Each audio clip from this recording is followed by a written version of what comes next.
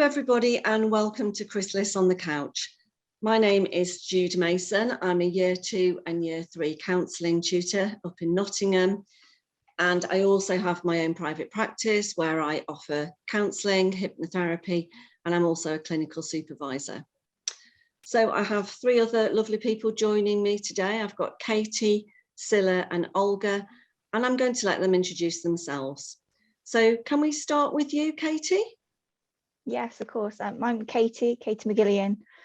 So I'm due to start the direct entry for level 2 for the psychotherapeutic counselling course. And my work at the moment is in support work. So I work in a semi-supported accommodation for care leavers, children in the care system or looked after children, and I manage 3 clients. So it's the next step for me in terms of my own therapeutic journey. Oh, fantastic, fantastic. Would you like to go next, Cila? Hi, my name's Cila. I'm a clinical psychotherapist working in clinical settings in a private clinic, as well as a Year 1 tutor at Chrysalis. I'm teaching hypnotherapy. I'm very much enjoying it. Fantastic, thank you. And Olga? Hi, I'm Olga. My background, to be honest, nothing to do with hypnotherapy or psychologically. So it's brand new for me, something to learn. And I'm joined a course for hypnotherapy and counseling.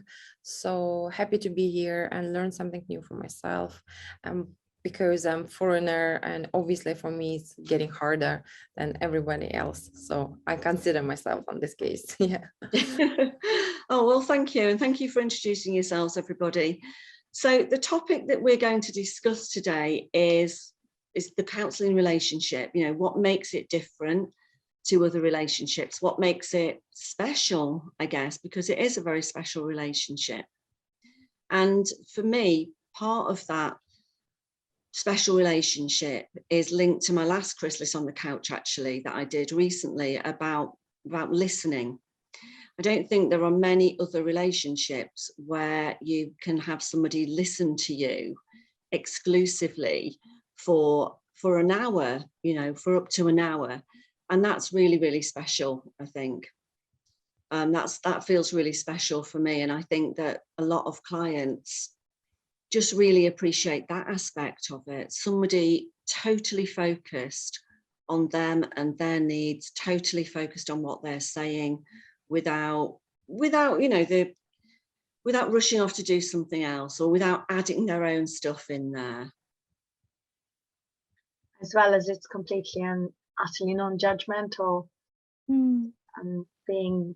Imagine how priceless it is for a client to open up and talk about something that they probably wouldn't want to share with anyone, and most of the time it's quite difficult for them to share some of the stuff that they've been through, and on certain occasions sometimes that is the issue, that they cannot talk about it, and because they are so afraid of negative judgment, being judged negatively by others, and sitting with someone who you can talk to, or that person can talk to about for an hour, and being intensely listened to, as well as not judged at all, regardless of what they say, and being fully accepted. I think that's on its own priceless and very, very special. Yeah, I'd say it's quite profound, really, in terms of how unique the uniqueness of the relationship, because it could be the first time that person feels truly listened to, and how much that can mean to somebody, and the depth and the level you can go in terms of, you know, making that relationship. I mean, I even feel that in support work, a relationship building rapport is paramount to even that first step, because you're met with so much armor a lot of the time that people wear, you know, to keep themselves safe, and just trying to make that initial first step towards, you know, true, like you said, acceptance, true congruence, true the non-judgmental attitude. It's when you see that glimmer of, you know, of a link, of a connection, it is really powerful. Can I add something? I think especially for English culture, it's really needed because I'm Russian and we have a little bit different culture, you know, so people easy talk, you know, so, and for question, how are you, they can tell you how they are, not just like, I'm okay, I'm fine. Yeah. And I think it's a lot of down to the culture for sure. So that's why that's my personal opinion, you know, how I'm noticed. I'm living here about 15 years. So, but that's my personal opinion. So I think it's down to culture. I think that's very valid, actually. I think it's very valid. And I think that phrase, how are you? I think it's become almost synonymous with a hello, hasn't it? You see someone on the street, they say, how are you? And if you take them at face value and actually start telling them how you are, they've kind of passed, they're halfway up the street. It's almost become more of a hello, hasn't it? But yeah, people are almost shocked, I think, if they say, how are you? And you actually start to tell them. Yeah. It's absolutely right. And Olga, may I just add that you are, I mean, you couldn't be more correct, because in some cases what I find is when you ask someone as to how they are, obviously the immediate answer is, yeah, I'm fine, thank you, I'm good, thank you, I'm great. Everything has to be brilliant and fantastic. And within the counselling relationship, after building rapport, when you ask the same questions, you know, I tend to open my sessions with the client after we settle, you know, and we check in and say, so how are you? How are you within yourself? Most people find it very difficult to actually answer this question. Yeah, absolutely. Yeah. I think sometimes you have to ask twice, don't you? Sorry, Katie, I was just going to say, sometimes, you know, when you first start with a client, you say, how are you? And they give you the fine, and then you say, no, how are you? Yeah. How are you feeling within yourself today? Yeah. How are things at work, you know, so if I see someone not really okay, like you can see the person completely frustrated or something, and you just like, listen, if you want to talk, let's talk. Let's just tell me, how are you? It's very difficult to cap everything. And people just, oh, no, I'm fine. And it's like literally crying, you know, so you can the emotion, but I'm fine, you know. It's so true. Another part, it takes it just gives me another idea of what's special about the counselling relationship is this unconditional honesty that the counsellor is inviting the client to be fully and utterly honest, not just with the client, but with themselves. I often find it so incredibly difficult. Even ourselves, I don't know if anybody is journaling in here. I mean, students are encouraged to journal, but when you write your own journals, sometimes it can be incredibly difficult to be totally and utterly honest with yourself. Definitely. We are, by default, we automatically mask our own feelings and our own faults and flaws, and we move away from our genuine pain, from our deep-rooted emotions, and we just say, no, it's fine, it's okay. I'm good. It's interesting. Those defense mechanisms come in, don't they? I mean, what I found really useful for the students, you know, as Cila says, you know, you're encouraged to write your own journal, and then we have some assignments in year 2 and 3. I'm guessing year 1 as well, where students actually use some extracts of their journals and reflect on them, and that's really interesting because it's like a sort of a double layer of reflection, you know. And sometimes students will say, you know, when I'm looking at this extract and I realize I wasn't really, even though that was from my journal, I wasn't really being honest with myself. So I absolutely agree with you.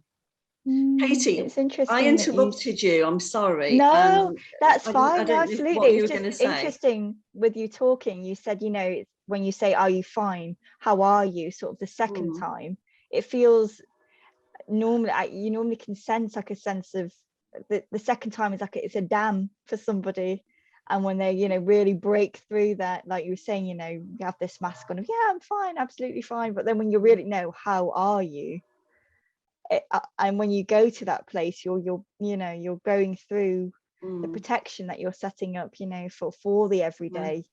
And in terms of journaling, it's interesting because I've been journaling through the level 3 aspect and sort of picking up my journal. And I was talking with one of my students, and she was saying, I feel like I've got 2 journals at the moment. I've got one that I'm prepared to share, which I know I have to, and then I have this other journal which I'm not quite ready to share yet.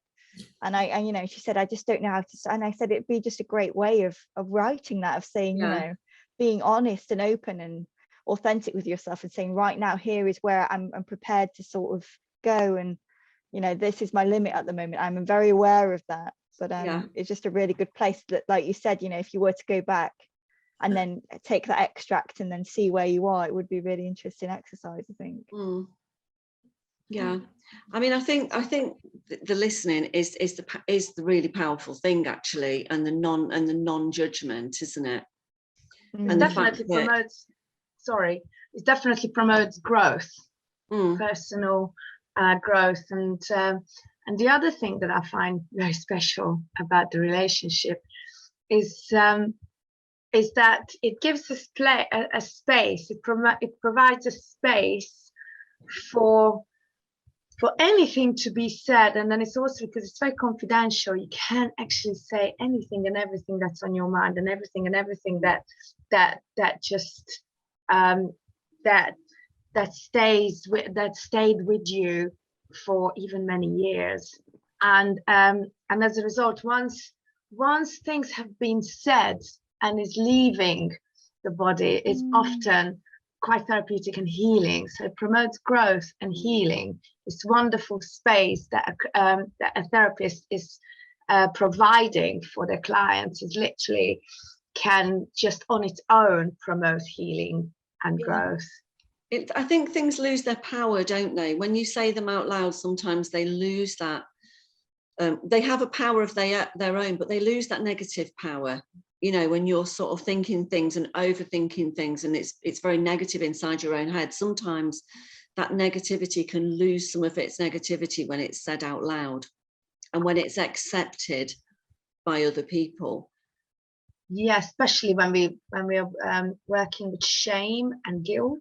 Yeah, that's what I was thinking, really. I do a lot of trauma work, and absolutely, people have a lot of misplaced shame about things that have happened to them, don't they? Which they have no responsibility for. Can I ask you a question? I know I've noticed that 2 of you're doing practice.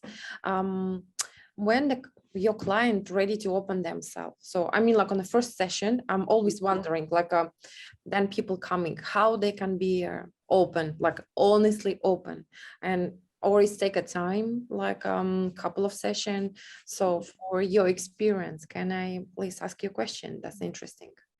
Well, I don't know about you, Cila, but I think it can be different for different people. But I actually think people, some people do have a natural guard up.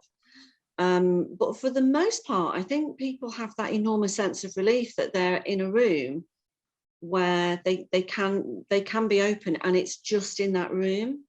I think when people tell a friend, for example, and this is one of the things, the big differences with the counselling relationship.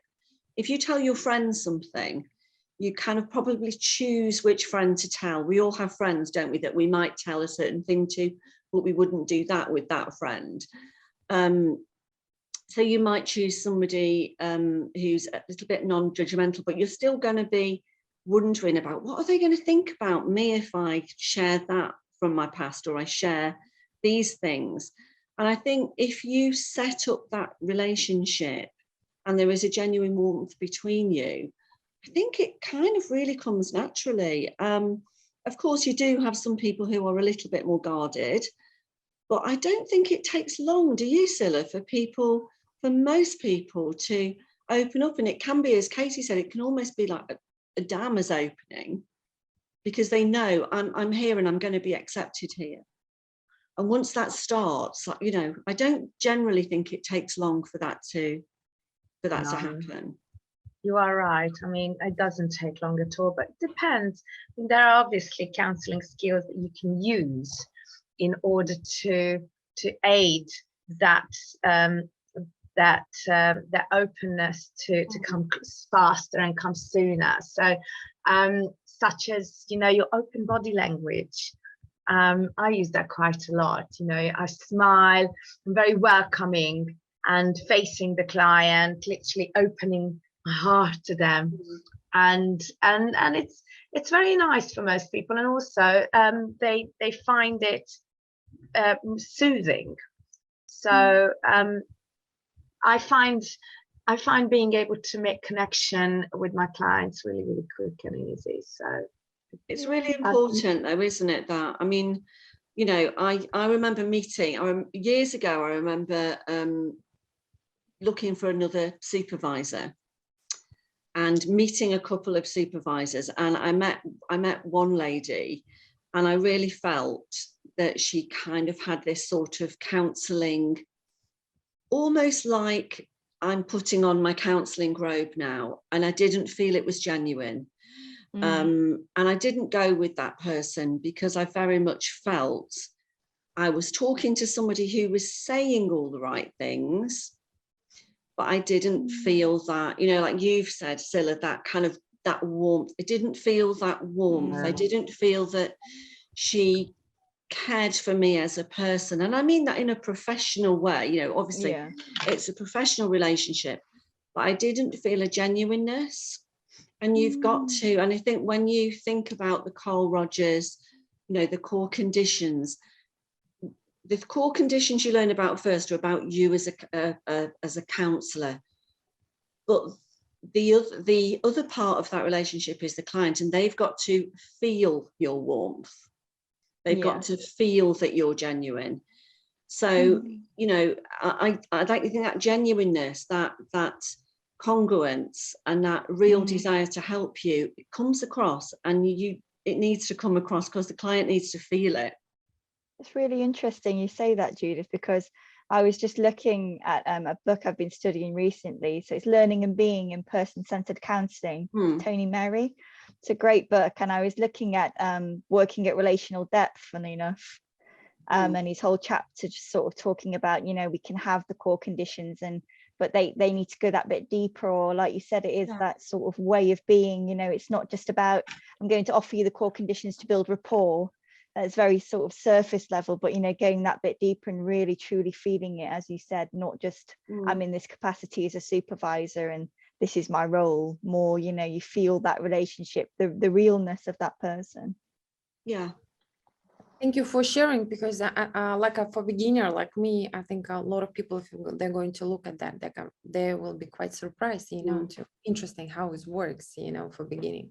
Yeah, thank you. Well, I mean, I always say to my students, I'm sure Cila says the same, don't worry about presenting as a counsellor. Worry about presenting as a person. Don't forget all of your general being a nice person skills. A nice way of starting the session, for me, I find that very helpful. I think it's Rogers said it in one of his books. I can't remember, the person-centered counselling or something. One of his way of being was his mindset was on when he sat down and he looked at his clients, he was thinking, so what kind of relationship can I provide to you that you can take the most out of? So I'm trying my best to take on that approach myself when I meet a new client. I'm looking at the client, and I go with their body. I look at the body language. I look at what they're like. I look at whether they're open or closed. I look at the face impressions. I listen to the voice. I listen to what they say and what they're not saying, and then I'm automatically trying to think as to, so in what way can I support this person the best that this person requires and this person needs in order to heal, in order to give them what they need the most, which is often unconditional understanding and unconditional positive regard. So it's often the case of how we are thinking and how we as therapists conduct ourselves. Because if you think about any relationship requires two people, and the relationship is between two people. Is like an inner. I mean, you can look at it as an energy field and see what's in there. So both people are adding to this, into this energy field. If you think about it, I'm just using this as a metaphor. So both people are adding to it. And as a therapist, we're trying our best to add the most at the beginning, to enable the client to add their bit and to extract as much from the client, to allow the client as much as possible to say what they need. Good to know. Is that Judy? Yeah, I'm saying to feel comfortable. They need to be able to feel comfortable, don't they? I mean, it's amazing, really, isn't it, that sometimes people will tell you stuff that they've never told another living soul. And yet you have this relationship with them that's just 1 hour a week. You know, you're not part of, well, I guess this is why they can. You're not part of their everyday life. You don't have your own opinion that you're gonna, you know, when you ask friends, sometimes they give their own opinion, don't they? They often project their own agenda as well. Yeah. You don't do that, you know. You don't. They put a lot of trust in us, people. Yeah, it's a massive trust, isn't it? Yeah. There's another special part of this beautiful relationship. Most relationships are based on trust, aren't they? So our clients, they do trust us. But we also need to trust our clients, don't we, to a degree? What's your thoughts on that, Julie? Well, I was actually going to throw it over to Olga and Katie and say, I don't know if you've had counselling or you're having counselling, but what would you specifically look for if you were looking for a counsellor now? What would you specifically look for? What would be important to you? Can I say? Do you mind? Yeah, of course. Yes, go. Me personally, I would like to start to work with foreigners because I'm foreigner, and to be honest, I think it's a great way to help to understand cultural things and help people to make themselves feel more comfortable. And for me personally, I think it's you're absolutely right. It has to be down how you feel and how the customer feel next to you. So that is works together definitely, because sometimes I'm seeing, like, because I'm doing now hypnotherapy training with my volunteer, if I'm lucky. So some people, they're so closed, and it's like they are shelves, you know, so and you have to try to open the shelves, and it's take a time. And so I do understand some people not ready, or some people they can be worried how I'm sounds, you know, my accent, all the stuff. So but trust is super important. That's why I think it's number one probably for me in my future job and the job what I'm doing now. So I think it's very, very important. And that energy connection, you know, so like kind of vibe. Yeah, I think the connection's really important. And if you are ever looking for a counsellor, or, you know, or when you're qualified as supervisor, it's always worth meeting different people, finding who you connect with, because you can have the nicest person in the world, but you might not just make a connection with that person. Last one, I think I just add, and Katie, sorry. No. For instance, I'm looking for now a therapist who's going to be work with me, and I had already 6 sessions with different one, and that's how it works. You know, sometimes you just feel like definitely not working. You know, so for some point, you might don't like a person behave different, and it's so individual. It's like extremely individual from my point of view. So that's why it's and all counsellors are slightly different because we're all different as people, aren't we? Yeah, definitely. Yeah. Katie, what would you look for? I mean, there's so much development, I feel. So I've done the level 2 to level 3 course, and like personal development, and through growing in that process, I suppose I'd really look for, I really love the nature of being working person centered, of being held, and the holding aspect is so powerful. And I think developing so much of a relationship with somebody that they will sit with you in whatever you're presenting and not try to rescue you from it or not try to move you on, to just really sit with you. And I've been doing our tapes, so I've been practicing 20-minute tapes, and we had to sort of use counselling skills. And I found one of the most powerful ones was managing silence or emotion that sort of crops up. And the student I was working with, she said to me, you know, I've become emotional and I don't really know where to go. And I just sort of said, it's okay. Well, we can sit with this. We can sit here together. And for me and for her, I could feel like this exchange of, you know, I didn't want to rush her or I didn't want to fill that silence. I just really wanted to hold her in it.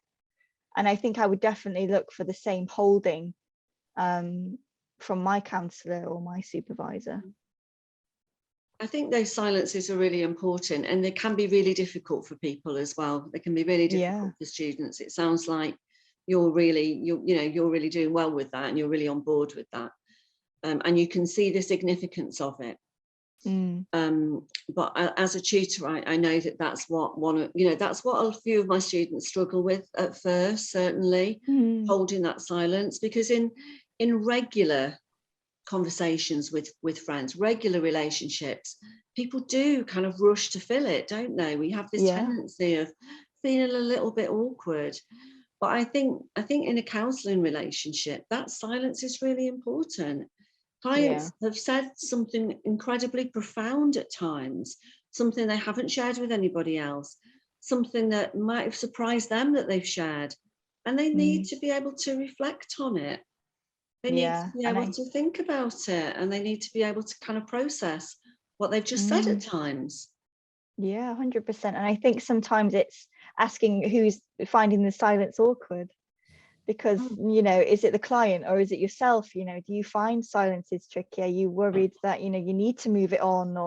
And I find that always a really interesting aspect of self-reflection, asking who, you know, who is this about right now? You know, is this about your client or is this about you? You know, is something cropping up for you?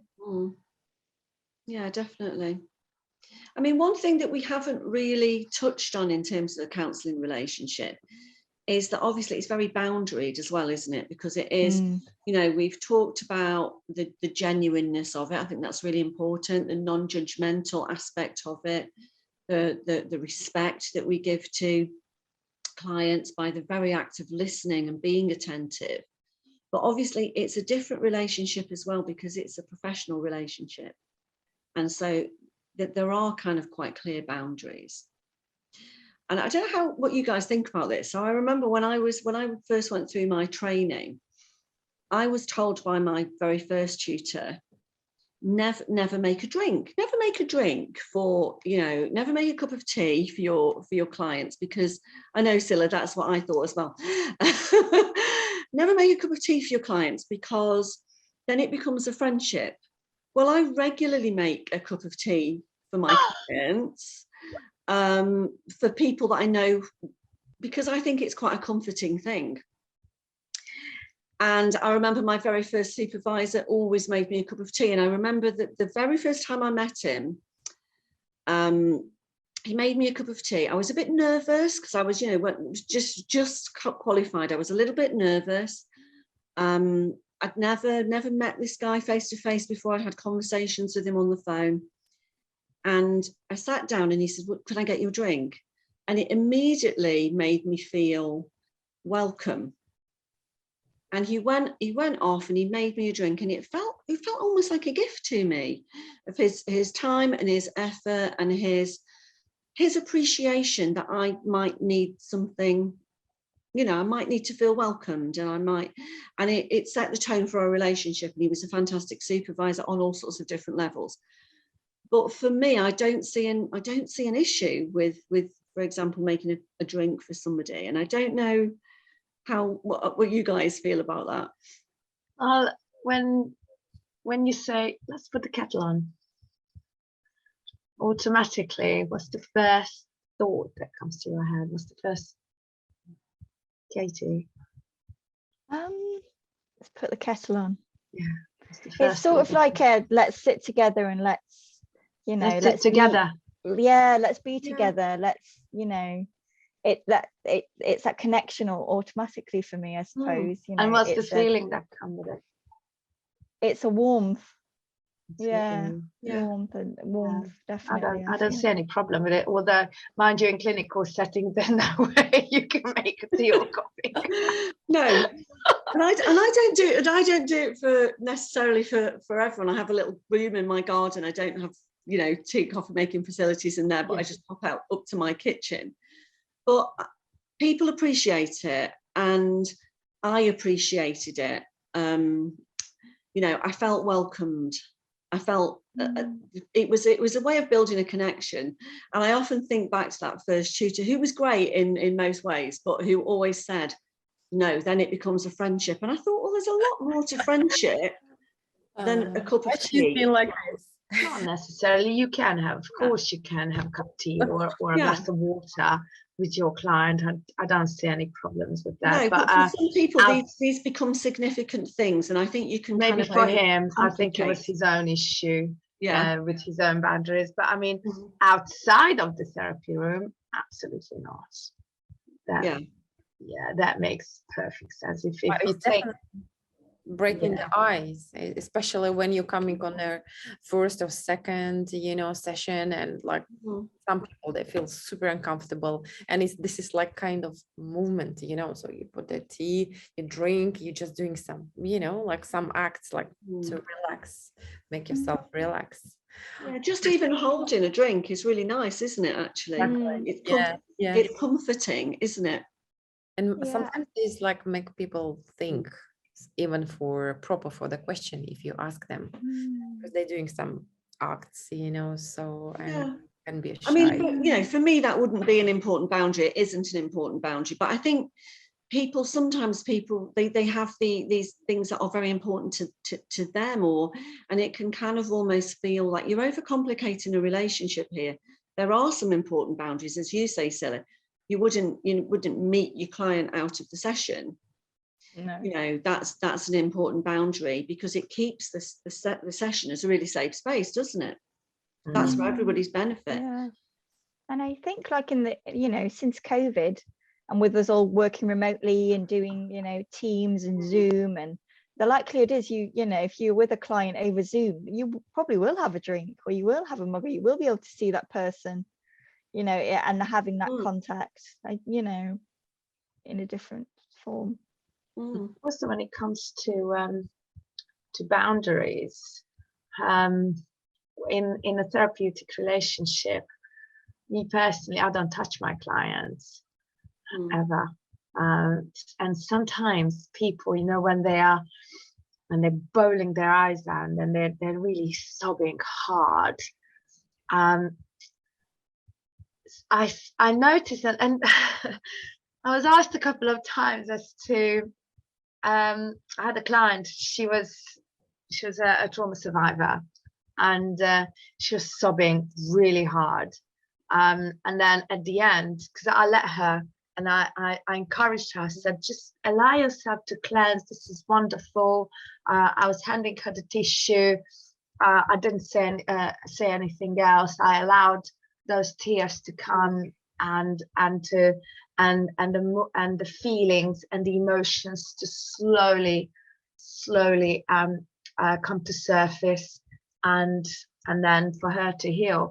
But I didn't come up to hug her, and she said to me at the end of the session, she says, it's really interesting that you didn't hug me, and I said, no, I didn't want to break that field, because you were cleansing so beautifully, and you were processing your memories, and you were reprocessing them as well. So last thing I wanted to do is to move you out of that space by coming and breaking into that space.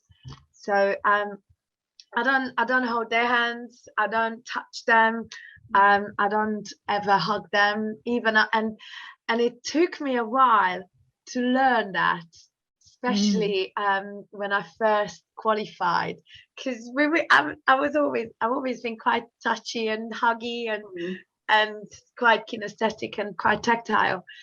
So it took me a while not to hug my clients when they walk through the door and when they leave. And I had to imagine that I'm literally glued to my chair and don't get up, don't give them a hug. I don't know, what was it like for you?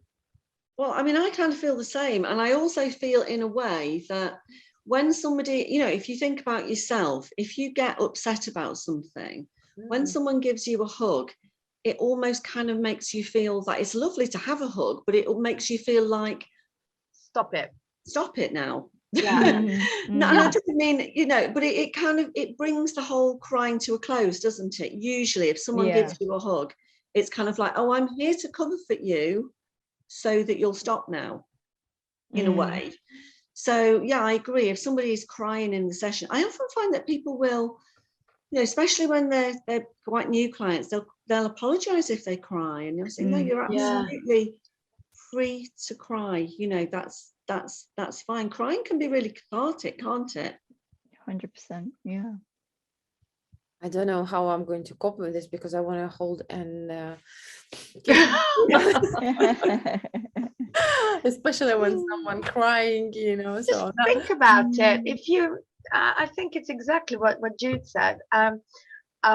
Once somebody think about a crying child. When a child cries, what does mommy do immediately? Hug. Come on, stop it now. It's okay. It's all right. It's soothing. It's beautiful. It's very soothing. But then the mum takes the child's attention away from the pain by soothing the child. So, and this is what we learn all our lives, to move away from the pain. And in a therapy room, we invite the clients to stay with the pain. You have to go through it, don't you? I was talking about, I was teaching about bereavement yesterday, and we were talking, I don't know if you guys have seen that. I used to be a primary school teacher, and I have 2 children of my own who are now grown up. The book, you know, We're Going on a Bear Hunt.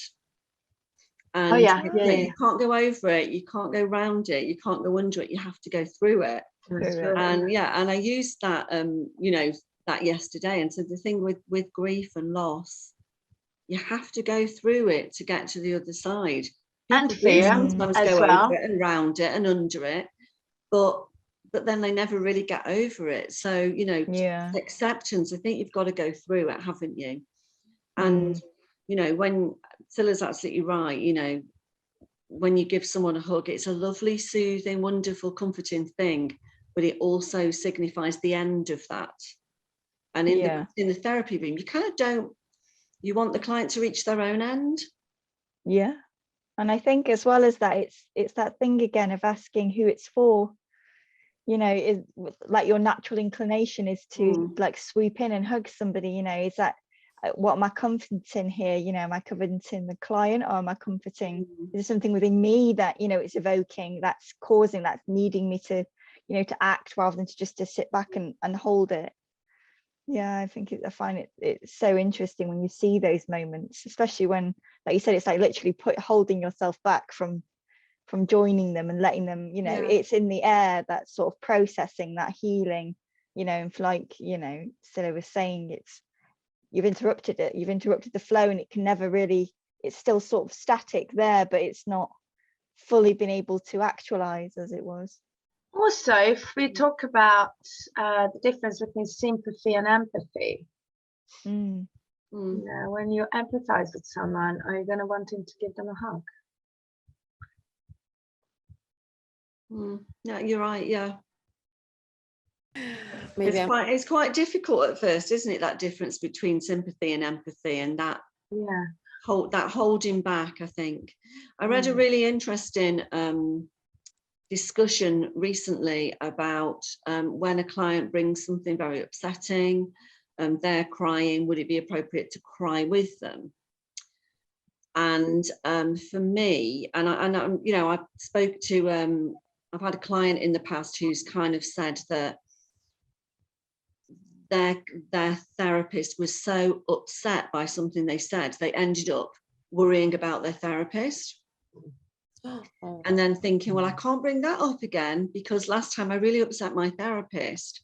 And, you know, we're supposed to be providing a safe space. We're supposed to be a safe pair of hands for somebody, not somebody that's going to, you know, be so kind of upset by something they say that they can't tell us next time because they're concerned about us. That's totally how it's not supposed to be, isn't it? That somebody can't come to us with something that's very deeply emotional for them, because how are we going to react? Well, that takes me straight. It just gives me this idea of self-disclosure. How do you feel about it? Well, I think you've always got to be thinking about, is this going to move the client on, haven't you? It's always got to be about the client, hasn't it, and not about you. Well, I've been staying well away from self-disclosure to a degree that I'm finding it extremely difficult in social settings now. Nodding at my own friends. And when they say, so how are you? Yeah, I'm good. What about yourself? Yeah. Yeah, becoming the therapist for all of your friends as well. Yeah. Oh, this has been such an interesting conversation. I think we could talk about it for quite a long time. But I'm going to bring it to a close now, I think. But I think we're all in agreement that the therapist relationship is just so special. Very special. Very special, very special indeed. And thank you so much for joining me. I've really enjoyed this. I've really enjoyed this conversation. So thank you.